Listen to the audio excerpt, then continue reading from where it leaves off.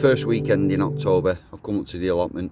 It's dry, and it has been dry for a couple of days as well, so should be able to get something done without it turning into a mud bath. There's a few things I've come up for. Let's have a look. So in my bag of goodies, I brought up a file. I aim to try and sharpen the edges on some of our tools, like the hoe, the spade, that kind of thing. I'll see how fiddly it is, but I might have a little go at the hand-powered lawnmower. We'll see, just to keep a good edge on it.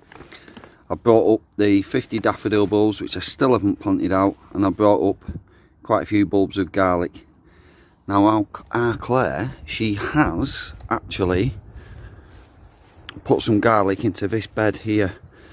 That's the one that had the butternut squashes in, which I took out last weekend. Claire's been up during the week.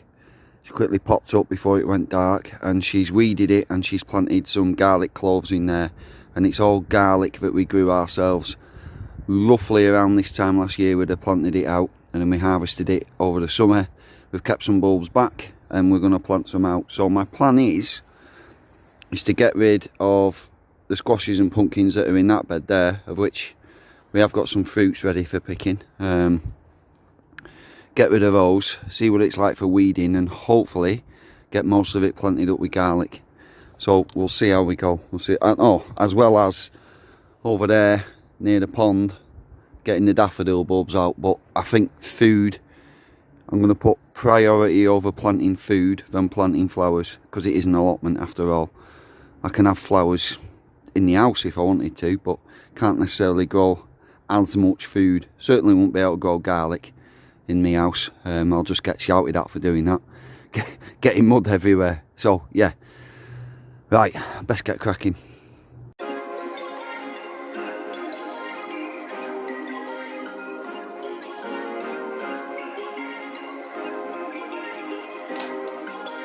Perfect.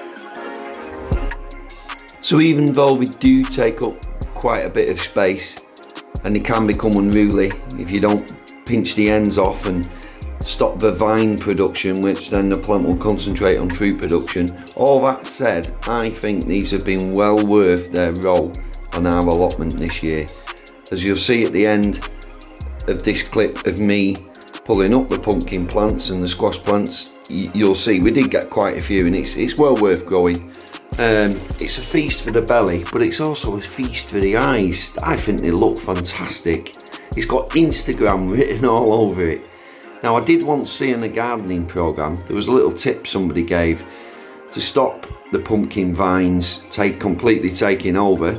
What they did was they put stakes in the ground like bamboo canes in an outward spiralling circle, and they basically grew the squash pumpkin vine around that circle shape.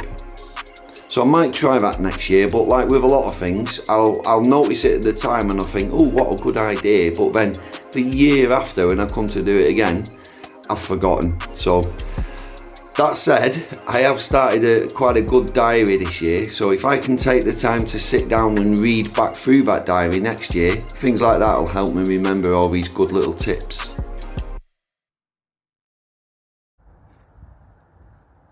So we've got a mixture, two different types of pumpkin here. We've got the, I think they were actually called Turk's Head turbans, not just the Turk's turbans, Turk's Head turbans, and the Jack B. Littles, which are actually gorgeous, to be honest with you. All of these were grown from seed. The seeds were given to us by Kelly from my UK homestead. So again, I know I've thanked you quite a few times on these videos, Kelly, but thank you, just honestly thank you. You've given us so much food with all those seeds you sent us this year. It's been amazing. Thank you so much. So right, that's that lot done. I've still got uchiki kuris going up these poles, but there's not many, but there's a few which I can salvage, so I'll now get rid of these.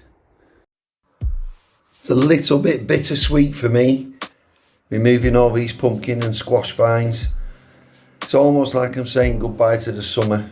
I suppose every cloud has a silver lining though, and by removing the vines I did get to harvest the pumpkins and squashes. And I know we'll enjoy a couple of the cheeky curries we got off this last remaining vine, but still, it is almost like admitting defeat and saying, oh, winter is just around the corner. It's time for these plants to go.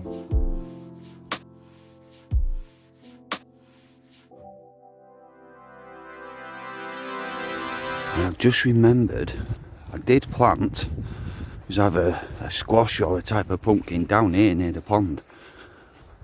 So, and there's the plant, I can see a flower. Have we got any fruits? I think I'm going to have to just start lifting it up and having a look, I think. So let's pop you there, let's have a look.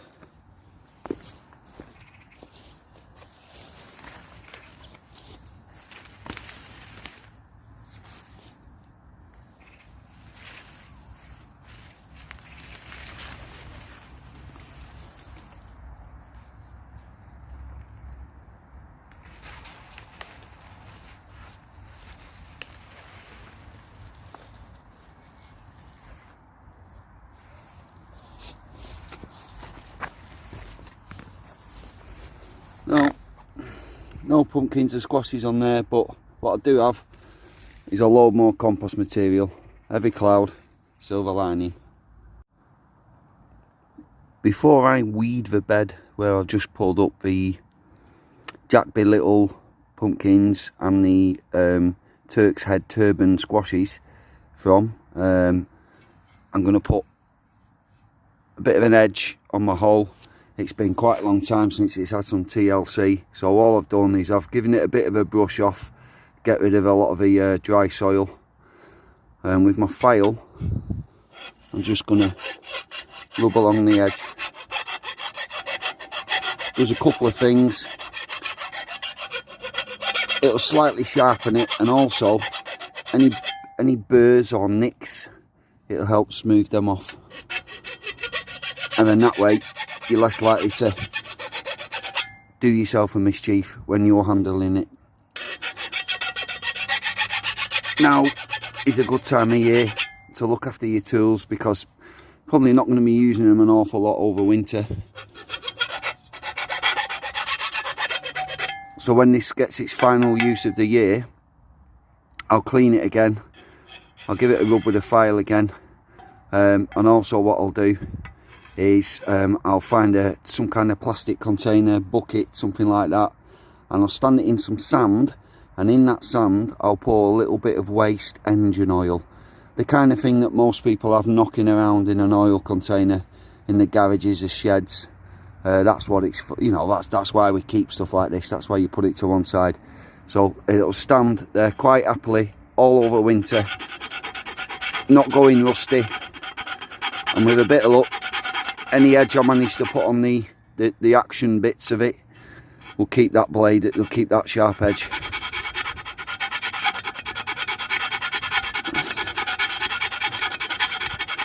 And just do that bit, because when you pull it back through the soil, that bit cuts as well. It's not just the leading edge. Oh, feels nice. I don't know if I'd like to shave with it, but it'll certainly do for hoeing these weeds.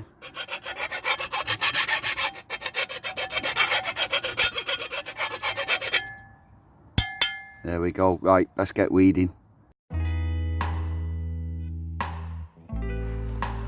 Out of all the tools us gardeners use, I would say that for me, my hoe is definitely my go-to tool. Such a useful, easy to use, effective tool on our allotment and back home in our backyard as well. Especially more so now that I have got actual soil on the ground in our backyard. That hoe just glides over it. And when you've taken the time to maintain the edge on it as well, it doesn't just glide, it will sear through the soil, severing all those roots for your weeds. It sears through it like a hot knife through butter. Really is a very, very useful tool. It just saves so much time. As you can see, I'm making short work of all these weeds, knocking them down by running the hoe just an inch or two underneath them in the soil. And then all I've got to do then is just go along after, pick them up, and so long as there aren't any, like, you know, seed heads on or anything like that. Most of that can be composted.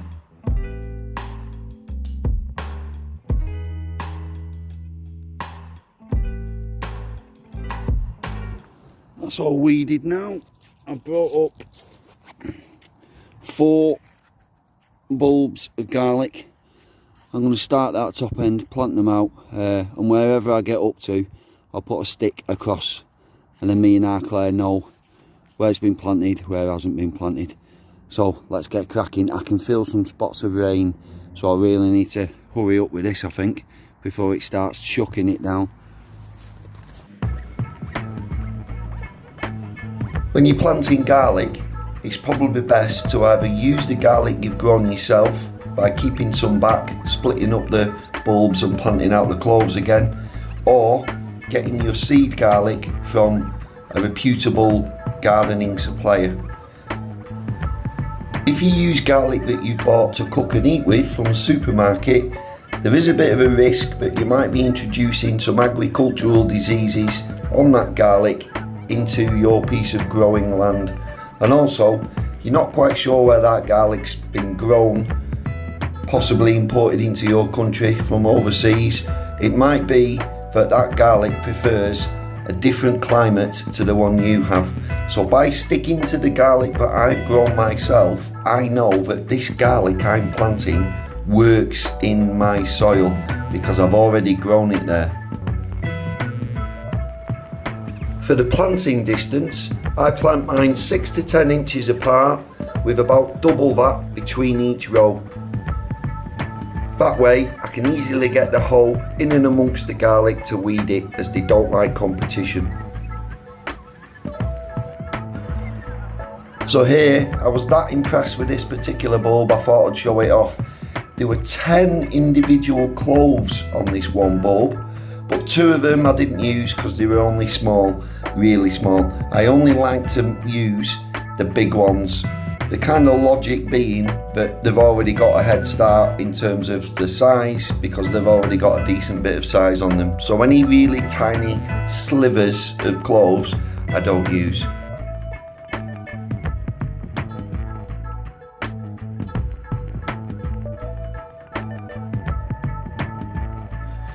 So here's a bulb that I won't be using because it was all gone like squishy. There was no substance to it, no usable cloves are in that bulb, so I will get rid of that. I'll probably just throw it into the water butt that we have where I rot things down to help give us a bit of a liquid feed. For the planting depth, as I have really nice loose soil, and because we try not to stand on that bed and compact it, I only push them down 2 or 3 inches, and it will leave a little bit of a hole, but then you might have noticed after I've pushed them into the ground, I'm brushing my hand over the holes, so I'm just covering them up slightly.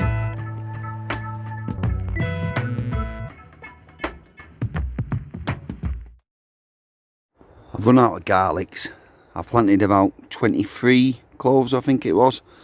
So them sticks there, all beyond that is where I got up to, and then up to there. So in that one little quadrant there, if you will, I need to carry on and plant some more out and then continue with the rest of this bed next time I come up, when I've got some more garlics. But, and there is a but, it's just started raining. So again, I don't think I'm going to get round to planting out those daffodil bulbs over there by the pond. What I have done though is right at the end, I don't know if you can see a stick, we've got some hyacinths in there for the spring. I've just very gingerly dug some holes, hoping not to dig into the hyacinth bulbs because I can't remember exactly where they are. And I've planted, I think it was about three or four daffodils into that end section in front of the greenhouse. Yeah, but it's raining, so I'm not staying up here weeding and digging the pond patch to plant anymore, because I'll literally just get covered in mud. I'm a little bit gutted I didn't bring enough garlic up with me. As you could see in the video, one of them had gone squishy, so we didn't use that. I've put it into that water butt where I rot stuff. a rot vegetation in that water butt, and it gives us a bit of a liquid feed. But it's also a good way of getting rid of the roots from weeds that you don't want to be putting in your compost bin. Things like bindweed root, I throw them in there as well, and they all rot down eventually. So right, reluctantly, suppose I better get ready before my camera phone gets absolutely drenched. But celery's still going well, Brussels sprouts still going well. I've took the pumpkins and squashes off this tripod. I suppose really I shall pull the tripod down, but I might leave that for another day. Unknown brassicas, can't for the life of me remember what they were. Might be purple sprouting broccoli, perhaps, not sure. We've got one lonely Savoy cabbage there, doing okay, doesn't look too battered by the insects, even though there is a massive thistle next to it. Leeks, although we are starting to get problems with grass growing through it as well. Probably need to hand weed that rather than just haphazardly throwing the hole in between the lines. I'll probably take a little bit of care and hand weed it at some point. Again, unknown brassicas, I can't for the life of me remember what they were. 2 different beds of kale going strong, and there's some onions. Now, Claire seems to think we planted these quite late, but I remember planting them fairly early in the year. But either way, they don't look quite ready yet. Parsnips at the back, bedded down for winter, these beds here. And then all them spraying everywhere out of one raised bed next to the pond are our Jerusalem artichokes. I'll get those in another more couple of months' time, December or January. That's when I'll dig those up, when all the vegetation's died off. Right, I'm going to call it a day, guys. It's Saturday afternoon / tea time. I might try and come up tomorrow, depending on how much this continues to rain. If it rains a lot more, I won't bother, because it'll just be a mud bath. But if the rain eases off and it gives it a chance to dry out a bit overnight, I might come up, get some more garlics planted out here, and get loads of daffodil bulbs planted out over there. There's today's bounty. It's always nice to be able to take some food home from the allotment, food that you've grown yourself. Wow, some of these are gorgeous. They're like picture perfect. Look at them. Beautiful. Look at that. It's got Instagram written all over it. Oh yeah. See what we can do with these. So I am definitely going now, because the rain doesn't look like it's going to stop soon. So I am going to go home. Look at that grey sky. Yuck. So last night I premiered episode 12 and a bit. Can't say 13, it's unlucky. Episode 12 and a bit of the Garden News. And as it was a premiere, some of you joined me in the live chat while it was airing live for the first time. So those of you who were there, thank you very much. Those of you that have watched it since then, again, thank you very much. I have noticed in my email inbox today, I'm already starting to get a few emails from some of you for the show us your squashes section of the next episode of the Garden News. So I showed you mine last night. I've just showed you some more now.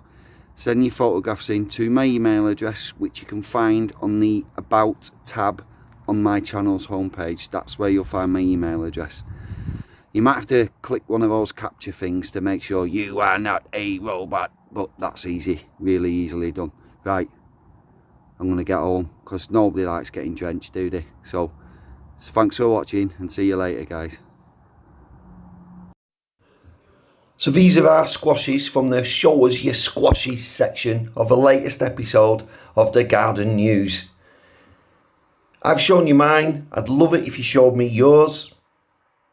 You can find my email address on the About tab on my channel's homepage.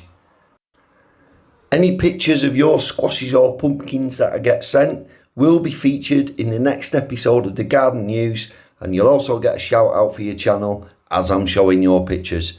Thanks for watching, guys.